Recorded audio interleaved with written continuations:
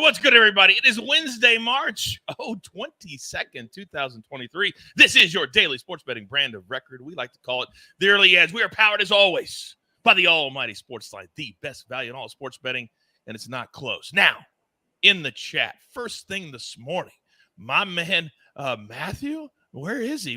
Michael says, Coach is going to be very braggadocious about correctly picking Japan over USA. Michael, you don't know me at all. Or maybe you do.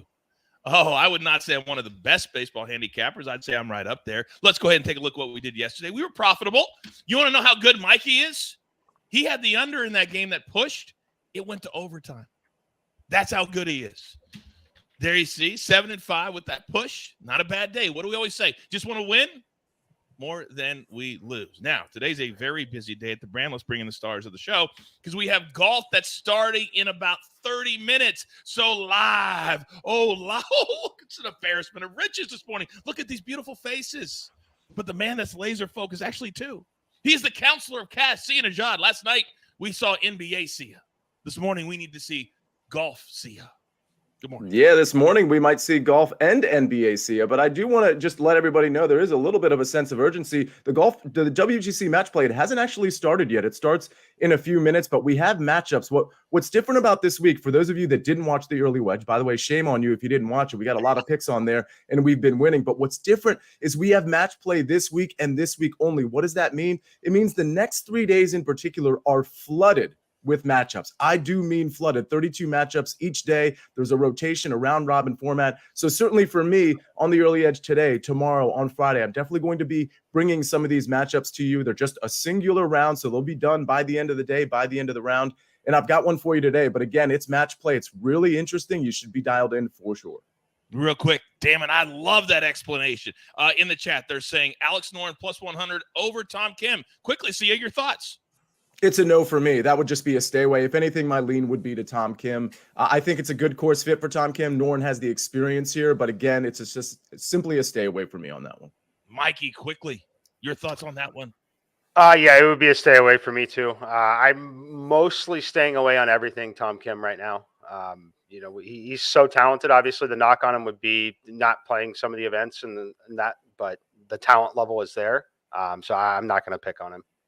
Okay. Yeah, he's talented, but he's one of these rookies we talk about all the time. You're seeing these golf courses for the very first time. And that man that just talked right there, he's our resident genius. We call him N Squared. He is live from Nashville, Tennessee, the penthouse level. Mikey, good morning once again. Good morning, Coach. Good morning, everybody. The push last night, definitely one of the more unique sweats to get to a push after only 41 points in the first half. But we got there. Good idea to make sure you turn on your notifications if you have the SportsLine app, because that one moved about 12 to 15 minutes after we posted it there. So hopefully you were able to get the 124 in the push and not holding a lost ticket on it. But make sure you get the notifications there. I got a few plays up that have been up since what's today? Been up since Sunday for Thursday and Friday. There you go. Been up since Sunday. If you're a SportsLine member, you get them whenever you want. Whenever you want. Next, this man is one of our OGs. He's been there since day freaking one. Literally. Me and him. He is the maestro. Larry Hartstein. Good morning, sir. Good morning, guys. I'm really enjoying the CBI tournament, but I've been to AAU games and high school games that have better atmosphere than this. I mean, there's like 100 people there in Daytona Beach watching these guys go all out for some NIL money, $40,000 to the winner of today's game in the CBI final, which we're going to talk about in a little bit. You're all right. And as a CID says, hit that like button because you guys like our final member of the crew this morning. He is everything NBA and Major League Baseball, which is starting very soon. Did you guys all know Japan won last night? Okay, never mind. All right, he is live from parts unknown. He is PropStarz. Proppy, good morning, sir. Good morning, Coach. Gentlemen, great to see you. I'm pumped up. Had a rough day yesterday at PropStarz HQ in the NBA streets, but it's Bounce Back Wednesday, fellas. I'm ready to get after it. And can we all just say the new setup? You got a new microphone. You got the background. Somebody's getting serious about his business. It's very serious indeed, Coach. I love it. I love it. All right, let's get into it. Storylines that could affect the betting lines today. And Sia, I got to come right back to you. Because at 7:31 my time, 10:31 Eastern, 24 minutes from right now, and the bets go into session because it's just one tee time after another 32 of them. Talk to me. Yeah, welcome to Match Madness. I mean, this again, and I said it at the top, but this is just going to be a really fun way to bet golf, to track golf. We've got so many matchups coming up, and honestly, I think there's edges in a lot of these matchups. On the early wedge, we put out, I put out 3 round 1 matchups. Coach, you put out a bunch of matchups. Patrick McDonald put out a bunch. But the cool thing is, these aren't tournament matchups. Granted, I tend to prefer tournament matchups because there's less variance. But the cool thing is, round 2 tomorrow, we get a whole new set of matchups. Round 3 the next day, which is Friday, we get a whole new set of matchups. So there's just a lot to be bet. There's a lot to be considered. And I think there's some edges out there. So hopefully we can find them and crush them. I do too. Real quick, I like Lowry over Montgomery today. The underdog, I like Ryan Fox over Harris English. Ryan Fox. A lot of people don't know about this cat. He is a savage. Harris English isn't playing very well. All right. Fantastic, Sia. Thank you very much. Now, let me come to you, Maestro, because even though there hasn't been a lot of people in the stands, we've been cashing with the CBI. Charlotte's been very, very good to us, and hopefully they can do it one more time. Talk to me about the CBI.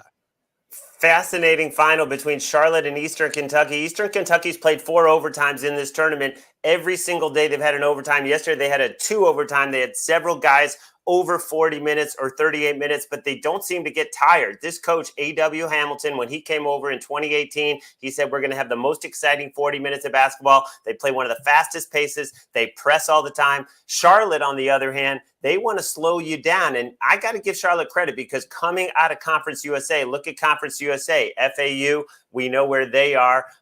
North Texas, UAB. This is a good conference, and it's showing in the postseason. Charlotte's going to try to slow them down. Charlotte laying 5.5. Everyone assumes these Colonels have to be tired, but these kids, they say they're going to be the best conditioned team in the country. So far, it looks like they are. Now they're getting 5.5 points. I know Berg Betts, who's on a real heater, is looking at the Colonels and just trying to get the best possible number for this final, which starts at 5 Eastern. And I guarantee you no more than 500 people in the stands. It's so funny that you mentioned the legs and the tired, because EC, my nemesis on Early Edge in 5, his analysis yesterday was this. He goes, if they want any chance of winning, they're going to slow the pace way down. Too many overtime games. They're going to, and I look at halftime. We're on the under 1, whatever it was, and they had 87 points at halftime. Yes, Mike. He might have missed the shirts that everyone around campus and the coaching staff wear that says most exciting 40 minutes of basketball. That's literally their brand. Maestro, if you can send me a picture of that before Early Edge in 5 today, I would really appreciate it. Thank you very much. Now, I can't wait for that. All right. Now, finally, you guys know we're all about futures here. We're trying to find value where we can. And maybe the 6th man market in the NBA is a place where you can target. Alex, why? Yeah, something really interesting is shaping up there, Coach. We have what appears to be a 2-man race between Emmanuel Quickley and Malcolm Brogdon of the Boston Celtics. Brogdon has been a pretty significant favorite for the past month and a half, but Quickley has really kind of shortened the distance, bridged the gap, especially recently. He's coming off a fantastic month where he filled in for Jalen Brunson, really performed really well, had a massive game against the Boston Celtics as well. Zach Lowe recently went on a podcast stating that he thinks Emmanuel Quickley is going to win the award. That shifted the odds quite a bit, actually. So some potential value on Quickley. I personally am very invested in NBA's futures markets. And one thing I would definitely emphasize to people who are interested as well is that you're not necessarily betting on who is the most deserving of the two. You're trying to find who is going to be voted on, because this is ultimately decided by broadcasters and journalists, and sometimes they don't really put a lot of research into who the more deserving candidate is. It's oftentimes who has the better narrative, or maybe who was the better player when they caught 1 or 2 games. Right now, Quickley has a lot of momentum since he's playing very well right now. So definitely something to keep an eye on. I definitely think there's some value on Quickley because you can find him around plus 150 odds. Alex, that hurts. Are you saying that journalists, that anchors, that sportscasters don't do their homework? What? Crazy talk. That's just crazy talk. All right, let's get into it today. Our marquee matchups. And, we try to target the biggest games of the day. We're going to start in the association, because a couple of nights ago, it was disgusting. I mean, Julius Randle went for north of 50. And the Timberwolves could not miss at all. The Knicks traveling to Miami tonight. The number is the Heat -1.5. The total 223.5. M Squared, I'm starting with you. How are you approaching this game, sir? Yeah, this is one I'm actually fascinated to watch. I love watching these two teams play. Anytime you get Jimmy Butler on the floor and Julius Randle, things can get exciting for sure. As far as the game, though, I lean towards the Knicks side at this point. I think that they're really desperate and hungry still at this point to continue to keep things moving in the right direction. But it's really about the health here. On the Miami side, we've got Kyle Lowry and Caleb Martin both listed questionable. Lowry not as significant, but I actually do believe Caleb Martin is significant against a team like the Knicks and the way that the Knicks like to play their rotations, push their players, play some extended minutes for guys like Randall and RJ Barrett most specifically. I think it's a tough matchup for Miami. It's always tough to win games on the road. There's always distractions when you visit South Beach. But I do lean towards the Knicks side here. I make them a -1 favorite. And currently, New York's in the 5th spot in the East, and Miami, surprisingly, if you don't keep track of it, they're in the 7th spot. There is no room for error here. This is a tough matchup tonight. Mikey, thank you very much. Now, if you're a SportsLine member, you already know that a few weeks ago, maybe a month ago, we had NBA props go live. So if you remember, you can get all the prop bets in the game that you want. Alex, in this particular game, what does your lab tell you? Yeah, I'm really intrigued by this matchup as well. Obviously, two very familiar opponents with each other, both of them very good defensive teams as well. The last time these two teams hooked up, Julius Randle went absolutely bonkers. I believe he was 9 of 14 from three, dropped a 40-plus point game against Miami. Miami is a very, very tough defense. They have a lot of pride. I guarantee you they remember that performance because it was only a couple of weeks ago. So very good chance that I have a pick from this game, and it may be fading Julius Randle. Oh, look at you with the tease. Proppy with the tease. All right, we've got 2 more games in NIT tonight. We want you to tell us which information do you agree with the most, and who are you going to go with? Now, the NIT, UAB, and Vandy. And this year, we talked about it on Selection Sunday. So many teams lost in their conference tournament that the NIT's been fantastic. So, Sia, I'm going to start with you. How are you leaning into this first game? Yeah, this one's really tough because my lean was certainly to be on Vanderbilt, and I kind of got caught with, maybe a more public perception. I've seen Vanderbilt more than I've seen UAB.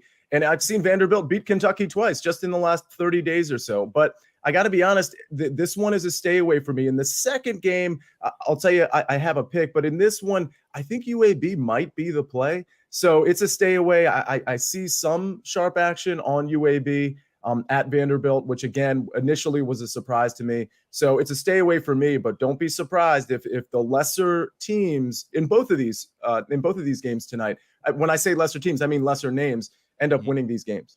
Yeah, certainly UAB, Maestro, is a team that plays very, very quickly. What do you see when you look at this matchup? Well, I see Jordan Jelly Walker coming off 2 of 12, 1 of 8 from the field, and they still blow out Morehead State. They have a lot of talent.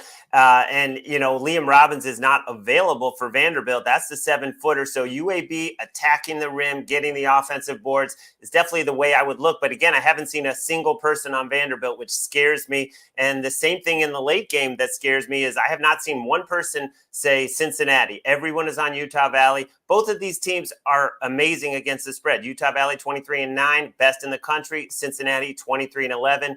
Got a lot of veterans, Landers, Nolly, the Memphis transfer among them. Their arena is getting renovated. That's why the game is in Utah Valley. I lean Utah Valley and UAB, but it just scares me because I have not seen a single person I respect on the other side. Okay. And Mikey, on the Vanderbilt UAB game, what do you like? Yeah, the Vandy UAB game is fascinating. You always have interesting games when you have one team that wants to play incredibly quick. That's what UAB does. Legitimate top 25 team in college basketball in terms of how quickly they play. Vanderbilt will want to run with them at certain times during the game, but I also see them playing a lot more half-court offense through certain stretches as well. If they're having success running, they'll continue to do it. But if they're not at all, Vanderbilt will pull the ball out. They will play a half-court offense. Where the game is separated mostly is on the rebounding. UAB, I actually give them a pretty significant edge in terms of rebounding. I think they're going to be able to have second-chance points. I think the only thing that's really attackable here for me is going to be the total. I have a little bit of a lean to the under on the total. I think it's inflated just a little bit with that UAB team, the way that they play with their pace. I still expect Vanderbilt on their home floor to be able to dictate the pace a little bit better. So if anything, here would be an under for me.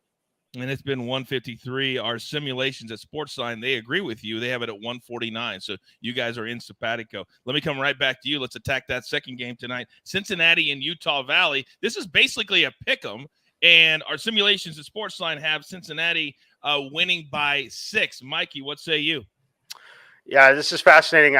You would expect to see a lot of people on Cincinnati just for the name value in this spot. You'd expect them to be, grabbing a little bit of the market share there. As far as the game goes, I think Utah Valley is a better team. Honestly, I like the way they play with pace. I think that, it helps getting to play at home in this particular spot. I think that that's ultimately the difference in it. But for me personally, not a game that I want to go attack. But most of the signs point to the Utah Valley side. All right, Mikey, not attacking it, but Utah Valley. Sia, what say you?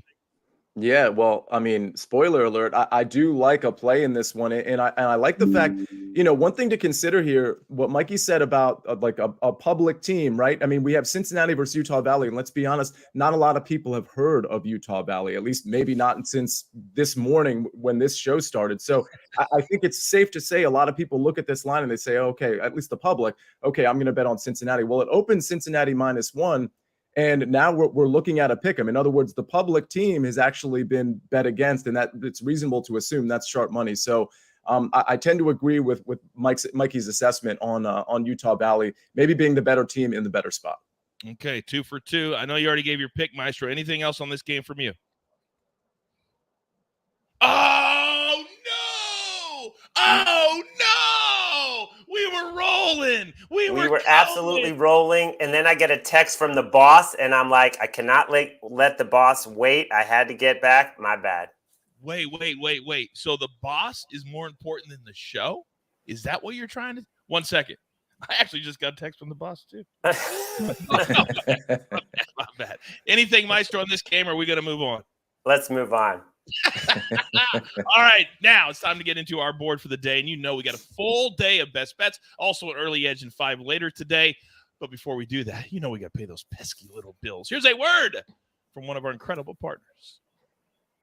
Get breaking news. Big news coming out of the NFL today. Highlights and instant reactions. The largest final round comeback in Ford championship history. We're down to the Final Four. I just want to take time to analyze greatness. Talk winners and losers with a guy who's already a big winner. CBS Sports HQ. It's all sports all day long. It is so cool seeing CBS Sports HQ featured on all the March Madness games and all the great anchors down there. Big Cheesy, you're still dead to me, calling us the B team for not being in the promo on March Madness? Dead to me. All right, now, Sia, you said it. And I'm looking at my clock right now where I'm sitting at 7:20 a.m. Pacific time, 10:20 a.m. Eastern time, which means in 11 minutes, one of my favorite events of the entire year kicks off. And it's group after group after group. I'm here for it, but give me something to sink my teeth into. Yeah, and like I said, it's Match Madness because we have brackets associated with this as well. But what we're going to talk about today is just a matchup. So I actually put out 3 matchups on the early wedge, and you can go back and look at those because those won't tee off for a while. But I wanted to bring one over that I really liked and where the line didn't move. I had a Will Zalatoris matchup against Putnam. It was -135, I believe. It's already up to -150. So I wanted to take one that was a little bit more reasonable. Tom Hoagie -125 over Aaron Wise. This one's a pretty easy analysis for me. Aaron Wise has been very wayward this entire year. It's not just a stretch of Aaron Wise not being the Aaron Wise that we thought he would be. It's just Aaron Wise has just been off. Tom Hoagie, on the other hand, not only has he been on, particularly with the approach play, but this is a really good course fit for him as well. This is a relatively short course here in Austin, Texas, and it's just a course that I think he's going to be able to attack. He's going to be able to flag hunt, and that's what you have to do in this particular tournament. You're going one-on-one, and you're not trying to necessarily, it's not like an under par, over par thing. You're trying to win each hole against your opponent. So it's a very unique format that I think Tom Hoge is going to be able to take advantage of, particularly against Aaron Wise. So I've got Tom Hoge minus 125 over Aaron Wise. Again, that's just a today matchup. This will end today. So we can reset tomorrow and pick a few more matchups. But the next play I have, we talked about with our marquee games. I've got Utah Valley here. It's a pick 'em. Again, I think it's really interesting to note that Cincinnati being the more public team, I think that's an obvious statement as I clear my throat. That I think the idea that this line went from Cincinnati -1 to pick 'em is really a signature that there's some sharp money on Utah Valley, and there's good reason for it. Utah Valley beat New Mexico as a dog at New Mexico. Utah beat Colorado as a dog at Colorado. Credit to EC, because he had that game. He had that +5.5, I think it was, and he even said sprinkle some on the money line. So listen, I know we bash EC a lot, but that was a really good one there for him. And I think I'm just going to continue the trend. I think Utah Valley, I don't want to say they're necessarily the better team than Cincinnati. I think they're equal. If you look at the metrics and you look at the team stats, these teams are equal in a lot of ways. But Utah Valley at home, so much more incentivized to win this game, in my opinion. And we see some sharp money on Utah Valley. It's just a nice recipe to take Utah Valley here, pick 'em. Didn't hear hardly anything after credit to EC. It was like, wah, wah, wah, wah, wah, Sorry. wah. Somebody in the chat says M squared looks like he really wants to give out a college baseball pick today. Is that true, Mikey? That is definitely not true. No time for college baseball. Sorry, guys. But we do have time for March Madness. And if you got nothing else at SportsLine, just the simulations, you would be crushing it right now. Mikey, what are you on today? Yes, my play is not for today. It's going to be for tomorrow. I'm not going to be on the show tomorrow or probably until Sunday, but I want to give this play out now so we can talk about the SportsLine app quickly. Make sure you get the notifications turned on. You were able to get the play yesterday. You can still grab this play today and not have a losing condition on my win condition. It has moved a little, but it has not moved to the point where if I win, you lose. You would simply push if I was winning. This is going to be Arkansas UConn over 139. Put this up on Sunday. My simulations make this game 144.5. This is a matchup with teams that really get to the free throw line successfully. Both of these teams, if you watch them play, Arkansas and UConn, they live at the free throw line. That's how they are competitive in basketball games. Arkansas, the #1 team in the tournament that's left in terms of getting to that free throw line here. Now, when we look at the pace of play, I project a slightly above average pace of play here. Arkansas is going to force the tempo in this game. UConn, though, they have the talent to be able to play that way. This is going to be a very competitive back and forth game here. One that I think sees a ton of free throws, a ton of game extension at the end. Love the over of 139. Again, it's up to 140 now. Play it before it gets to 140.5, as then you create an entirely different situation altogether. And then if you want to see my thoughts on the rest of today's games, not actual picks, but how I break them down, I'll be on CBS Sports HQ today at 1:15, 4:15, 6 p.m., and then from 8 to 9 p.m., we will be live betting all of the college basketball and NBA games tonight. If you didn't know, Early Edge, the crew, we're taking over HQ. There'll be somebody on every single day. I did it yesterday. Mikey's all over the place on HQ. Maestro's always there. C is there. Proppy 2 times. Oh, we got you covered on CBS Sports HQ. Mikey doing your own promos. That's fantastic. Fantastic. All right. Thank you, Sia. Thank you, Mikey. Now, you guys know where I'm coming. Alex, I don't even know how to react to you giving me a pick with this new setup and a $3,000 microphone that looks like $1 million. All right. I need 2. I need 2 props to sink my teeth into. Let's go. Just soak it all in, Coach. That's all we can do. But yeah, we've got 2 props I absolutely love. First up, we've got Pascal Siakam over 23.5 points. Siakam's been struggling lately, in particular this month, post All-Star break. I really think this is a great spot for him to bounce back. I love the opponent in the Pacers. They rank in the bottom 5 in defensive efficiency and the top 10 in pace. What that does is that creates a lot of really healthy game environments where a lots of points, and the games are very up-tempo. It's no mistake that the Pacers surrender 118 points per game. That's the second most in the NBA. They also give up a ton of production to opposing forwards. So I love Pascal Siakam in this matchup, over 23.5 points. I really think he has a big game offensively. Next up, we're going Chris Paul, over 14.5 points. No DeAndre Ayton, no Kevin Durant. That leaves Josh Okogie, Bismack Biyombo, and Torrey Craig as the other three starters on the Phoenix Suns. Devin Booker cannot do everything by himself. Paul is going to need to shoulder some of that offensive load. The Lakers have been a good defense recently, but they've given up a tremendous amount of production to opposing point guards all season long. And I really think that Chris Paul is going to need to score 17 to 18 points tonight in order for the Suns to be competitive. So give me Chris Paul over 14.5 points as well. Yeah, it's really smart play. He's the type of point guard that's smart enough to understand that his role needs to change tonight for his team. Real quick, Jamie, the bread man on early edge at 5. He's been cashing Brook Lopez, Alex, seemingly like 10 games in a row. Do you like from Forte? He says over 16.5 for Lopez tonight. Milwaukee hosting the Spurs. I don't love this matchup for Lopez. On the surface, it would seem like a good one considering the San Antonio Spurs are the worst defensive team in the NBA, and they give up the most points in the paint in the NBA. Lopez is a guy that really gets a lot of his shots from the perimeter. I really think you're going to see Giannis score a lot. I also don't think this game is going to be competitive, so it's very likely to me that Lopez doesn't even play very many fourth quarter minutes, so I'd stay away personally. That is always a concern with a Spurs game, isn't it? Always a concern. Yes, Sia.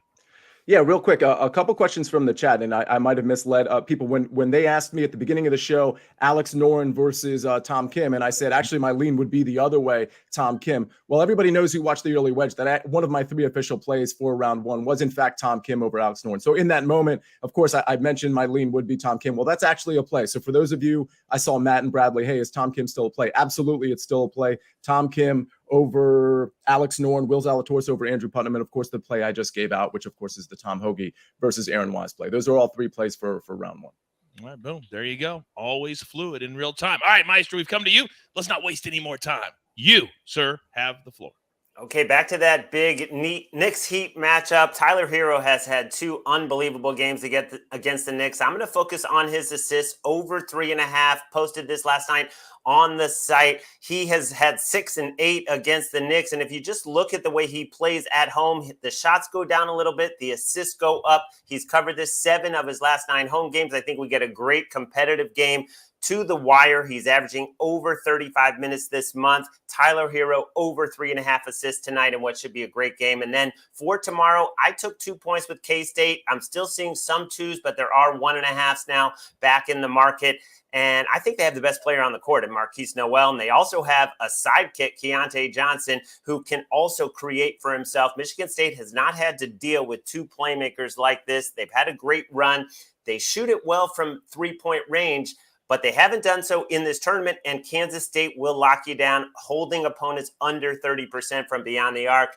Give me Kansas State +2. You know what we haven't had in a while, Maestro, me and you? You know what we haven't done in a while?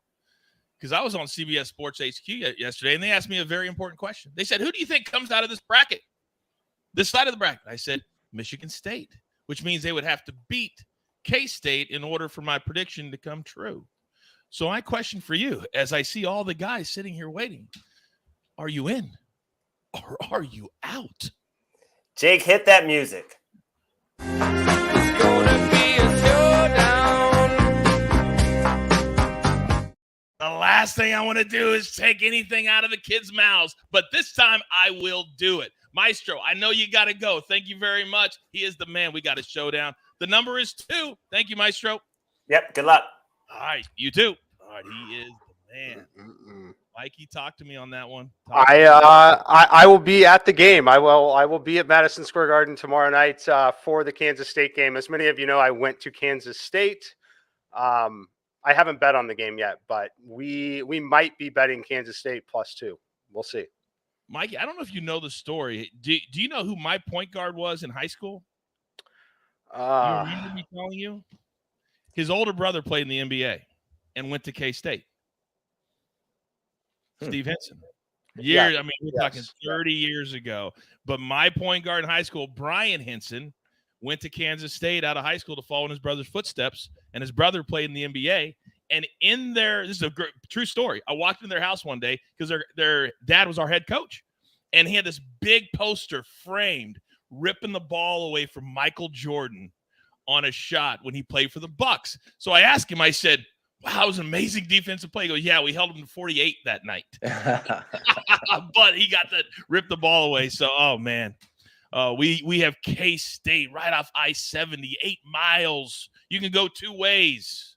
But Michigan State will never go to K-State, Mikey. They'll never go play there. So, all right.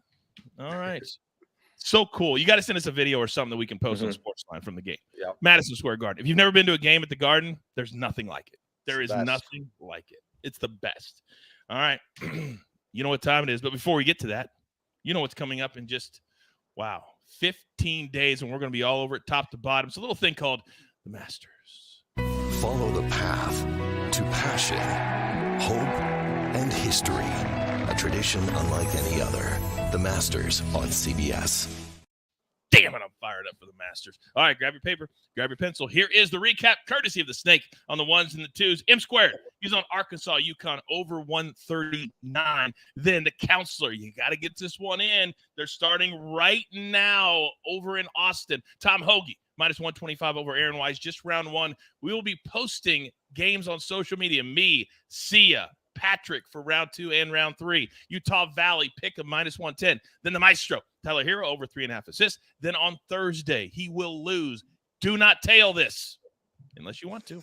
K-State plus the 2. Then Prop A, he's on Pascal Siakam over 23.5 points. And Chris Paul over 14.5 points, minus 123. All right, do not forget, I will be roasting EC today on Early Edge in 5 at 4 p.m. If you want to tune in for that, I encourage you. It will be highly entertaining. But in the meantime, what another good show. My crew is the best. And with all that being said, there's only one thing left to do. And I believe you all know what that is. You've got your marching orders. Let's take all of these tickets straight to the pay window. For my entire crew, Lobo, M Squared, Counselor, Proppy, even the Maestro doing work today, and the Snake always behind the scenes doing the really hard work. I am the coach. Turn on your notifications. Give us a like. Let us know what you want us to do because we grind for you so we can win with you. Is what we're all about at the Early Edge. Good luck.